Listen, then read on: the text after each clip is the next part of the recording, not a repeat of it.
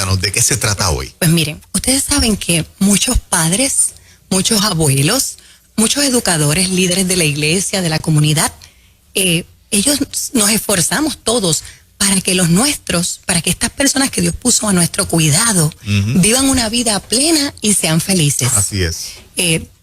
Cuidamos de que ellos tomen decisiones asertivas.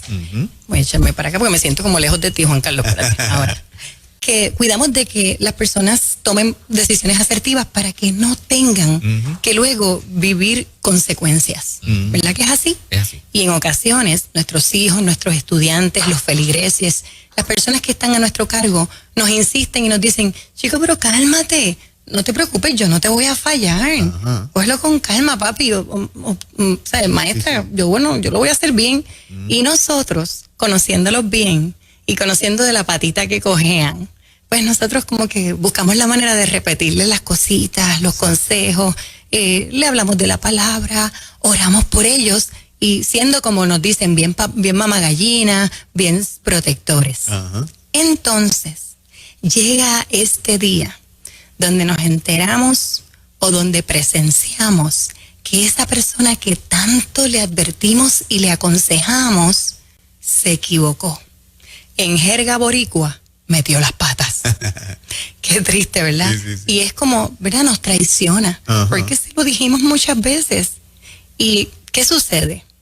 Comenzamos a notar que esa persona se empieza a alejar y a apagar un poquito esa relación que había de confianza y de intimidad. Sea por vergüenza, sea por coraje con ellos mismos o por evitar escuchar el te lo dije. Esa persona que comete el error se aleja, corta la comunicación, aparta la intimidad.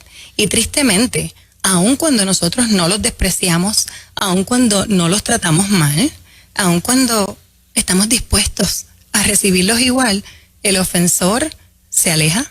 Muchos se alejan por horas. ¿Ustedes han visto cuando los hijos se meten al cuarto y se olvidan de nosotros? Se alejan por días, otros por meses, otros por años, otros nunca regresan. Wow. Y lamentablemente, los que regresan pero diferentes. Regresan parquitos, regresan como que, pues chévere, estamos nice, pero no tocamos otra vez temas de intimidad. Y se nota que ese abismo, pues, parece no tener solución. Pero ahora se las voy a complicar un poco más. Dale. Vamos a ponernos en el lado del ofensor. Nosotros fuimos los que ofendimos a una persona de mucha confianza. Sí. Y entonces, un día después del evento y del sinsabor, nos enteramos que esa persona que ofendimos se muere. Ay. Eso es una carga emocional espantosa. Eso es algo que nuestra mente hace un capítulo que se queda inconcluso. Es algo doloroso que nos crea cargo de conciencia.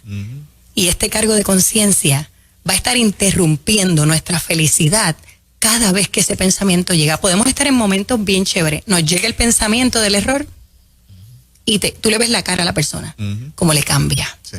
Pues si esto nos ha pasado o nosotros hemos estado cerca de esta situación, nosotros sabemos que es complicado ser feliz así. Que definitivamente, como les dije, podemos tener momentos de alegría, pero se nos va a hacer difícil. Y por eso, exactamente, es lo que ocurre en esta historia que les voy a contar. Muy bien. Y por eso le titulamos Buscándote la Vuelta. Hoy vamos a navegar por el Nuevo Testamento en el libro o en el Evangelio de Juan. Este evangelio a mí me gusta mucho porque es un evangelio dirigido a los que no creen, pero quieren creer. Y nos vamos a ir al capítulo 21. ¿Qué estaba sucediendo al momento de nuestra historia? Ya Jesús había resucitado. Ya Jesús estaba por la tierra nuevamente y se le había presentado en algunas ocasiones. Primero en la tumba sabemos que a María Magdalena. Luego en otra ocasión, el mismo domingo que resucita, se le presenta a sus discípulos que estaban guardaditos, temerosos de los líderes religiosos, en un cuarto a puerta cerrada. Y él les llega allí, pero no estaba Tomás. Luego, 8 días más tarde, llega al mismo cuarto donde estaban escondidos, pero allí estaba Tomás. ¿Y qué hizo? Tomás, ven acá, toca esto para que creas. Y todo eso por amor.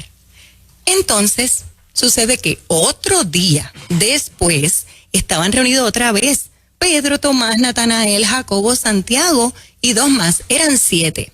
Y ellos estaban así y Pedro dice, ay, yo quiero ir a pescar. Y ellos le dicen, pues vamos contigo. Y se fueron toda la noche a pescar. Pero ¿saben qué? ¿Qué? No pescaron nada. Noche perdida. Al amanecer, Jesús estaba en la orilla del lago de Galilea o mar de Galilea, como le dicen otros. Pero ellos, tal vez, ¿verdad?, no pudieron distinguir que era él. Y él les grita y les dice, hola hijitos, buenos días. Y ellos se quedaron como que, ok. Y le dice, ¿ustedes han pescado algo para comer? Y ellos desde allá, nada. Y Jesús les dice y les grita, miren, tiren la red por el lado derecho, tírenla para que puedan pescar algo. Y ellos obedecieron. Yo creo que la memoria les llegó. Y obedecieron. ¿Y qué sucedió? Pescaron tantos peces que apenas no pudieron subir la red al botecito. Y entonces, aquí está el autor, que es Juan, hablando de sí mismo. Me gusta cómo se llama Juan Carlos. Él se dice, y el discípulo que Jesús amaba, refiriéndose a él, le dice a Pedro, Pedro, ese es el Señor. Y Pedro avanza, se pone la túnica, se enrolla y se tira al agua y llega nadando a la orilla. Y yo me imagino a los demás discípulos mirando a Pedro. Aquí vamos, Pedro y sus impulsos. Y los demás remaron con la barca y llegaron hasta donde estaba Jesús arrastrando la red que estaba llena de peces. Cuando llegan a la orilla, Jesús les tenía, y me acordó a Finca Be Happy, una fogatita hecha de carbón. Tenían unos cuantos pescaditos y unos pancitos calientes. Pero ¿qué pasa? Ellos eran 7, como les mencioné. Y entonces Jesús le dice, mira, sácate unos cuantos pescaditos de esa pesca y tráetelos para completar. Y allá fue Pedro, bien dispuesto, y se mete al agua y saca, porque dice la palabra que eran 153 y que eran pescados grandes. Cuando el Señor nos bendice en grande, ¿verdad? Y Jesús le prepara los pescados a la brasa. Ay, qué rico, con el pan calientito. Y le dice, vengan, vamos a desayunar. Jesús se les acerca, les sirve el desayunito. Y esta era la 3ª vez que Jesús se le aparecía a sus discípulos, muy intencional. Y aquí es la parte de la historia que hace que yo le titule Buscándote la vuelta. Jesús, en su papel de papá y de mamá y de maestro, él dice, muchachos, estos hijos míos se dieron una mega amanecida. Yo tengo que hacer algo para reavivarles ese humor. Y entonces, él se les aparece, les da un milagro que ya ellos conocían, que es el milagro de la pesca milagrosa. Esto les aseguraba a sus discípulos que iban a tener una entrada económica. Mira qué bendición. También les sorprende con el desayuno brunch. Mira para allá. Porque no le está dando huevito frito con pancito, les dio pescadito con pan calientito. Dime que un pan calientito a la fogata no te levanta. Eso ahí en el momento. Uf, eso debe haber estado sabroso. Y entonces, después que ellos desayunan, según yo leí en unos comentarios de unos estudiosos de la palabra, Jesús aprovecha cuando ellos estaban, pues todos contando los pescados, organizando su pesca, ¿verdad? Ya estaban con la pipita llena.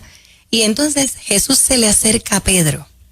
Y como quien no quiere la cosa, buscándole la vuelta, comienza ese diálogo de confrontación amorosa. Y les quiero repasar un detalle importante. ¿Se acuerdan que cuando arrestaron a Jesús para, ¿verdad?, crucificarle, ellos lo llevaron para acusarlo injustamente?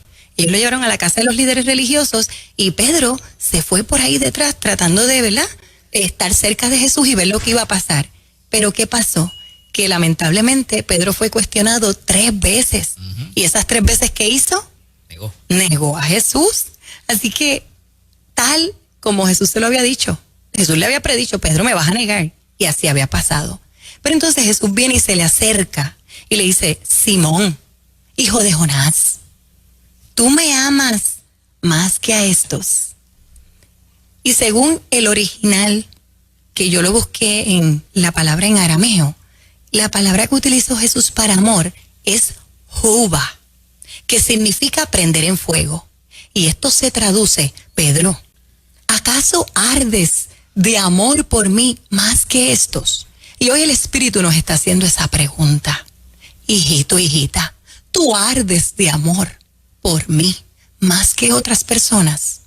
Jesús confrontó amorosamente a Pedro para resucitarlo de su crisis, cerrar ese capítulo que hablamos ahorita de cargo de conciencia, de ese menosprecio que posiblemente se tenía y esa vergüenza que Pedro sentía por haber negado a Jesús. Cuando Jesús le pregunta a Pedro si lo amaba profundamente, lo puso a revisar el inventario de sus prioridades y de las verdaderas intenciones de su corazón respecto a Jesús.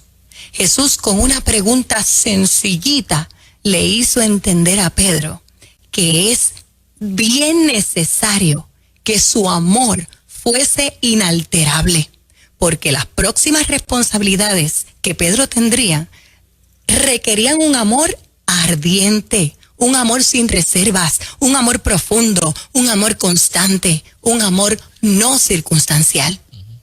Antes de que apresaran a Jesús, Pedro había hecho alarde. Yo no sé si tú te acuerdas de esa parte de la Biblia donde Pedro hace alarde de que no, yo te amo más que a los demás, muchachos, si los demás te dejan, yo nunca te voy a dejar. Y esa jactancia le resultó nula, porque a pocas horas de haber tenido esa afirmación, Pedro negó a Jesús 3 veces. En ese momento que Pedro niega a Jesús, él se amaba más a sí de lo que amaba a Jesús. ¿Y nosotros? ¿Estamos amando más al dador de la vida o estamos más amando nuestra vida? ¿Estamos amando más al dador de la salud que a la salud que tenemos? Pensemos en esto. Y no estoy diciendo que no nos cuidemos y no nos amemos. Estoy diciendo que cuidemos dónde tenemos las prioridades para que no nos pase como a Pedro. Y Pedro le responde ante esa pregunta: sí, Señor, tú sabes que te quiero. Si se fijan, el Señor le preguntó: ¿me amas con amor ardiente? Y Pedro le contesta: yo te quiero. Él utilizó otro vocablo. Confirmaba que sentía amor por Jesús, sin embargo, no confirmaba que tenía un compromiso profundo de amor por Jesús. De seguro, Pedro amaba al Señor con amor ardiente. Lo que pasa es que sus actos anteriores no habían demostrado sus afirmaciones. Y como se sentía culpable, se sentía traidor, él decía: muchacho, yo le digo a Jesús que yo lo amo ardientemente, aquí mismo me parte por la mitad. Entonces aquí viene esta contestación que es las contestaciones de Jesús, que son irracionales, que no se pueden entender, porque Él sí conoce lo que hay verdaderamente en nuestro corazón. Y entonces le dice Jesús: Simón, cuida mis corderos. ¡Wow!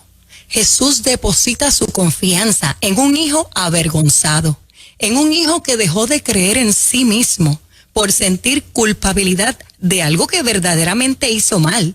Sin embargo, ya Jesús lo había perdonado. Jesús sabía que Pedro no era capaz de liberarse solito de su culpa y le busca la vuelta para encomendarlo a su destino de bien. Jesús le solicitó que cuidara sus corderos. Y yo no sé si usted, bueno, Fernán, tú me puedes dar cátedra en eso. Los corderitos sabemos que es la cría, ¿verdad? Sí, claro. De las ovejas, que tienen menos de 1 año. Sí. O sea que son animalitos que no se pueden cuidar por ellos mismos. No. Que hay que darle ese cuidado, esa ternura. Y le está diciendo a un hombre que siente vergüenza de sí mismo: cuida de mis corderos. ¡Qué lindo! Amados amigos, oyentes, seguidores de Nueva Vida, hoy el Espíritu Santo está buscándote la vuelta. Te dice: hijito, hijita, sí, lo hiciste mal. Sin embargo, yo te perdoné. Necesito que te ames profundamente, que te hagas cargo de los pequeñitos que no saben cuidarse ellos solitos. Búscale la vuelta como lo he hecho yo. Por favor, aliméntalos con mi palabra. Entonces Jesús repite la pregunta por segunda vez: Simón, hijo de Jonás, ¿ardes de amor por mí? Y Pedro contestó: sí, Señor mío, porque tiene signos de admiración. Tú sabes que te quiero. Yo imagino que hacía así. Y Jesús le contesta: entonces, cuida mis ovejas. Jesús no le está reclamando: oye Simón, yo te estoy diciendo que si tú me amas ardientemente y tú me contestas que me quieres. No, no se puso pataletero. No. Jesús se mantuvo tierno pero firme. Jesús sabía que Pedro estaba listo para su nueva encomienda. Lo que pasa es que tenía que sacarlo de ese hoyo donde había caído, de ese abismo que se había formado. Y ahora le dice que cuide a los maduritos, porque la oveja, ¿verdad, Fernán? La oveja es la grande. Corderos y ovejas.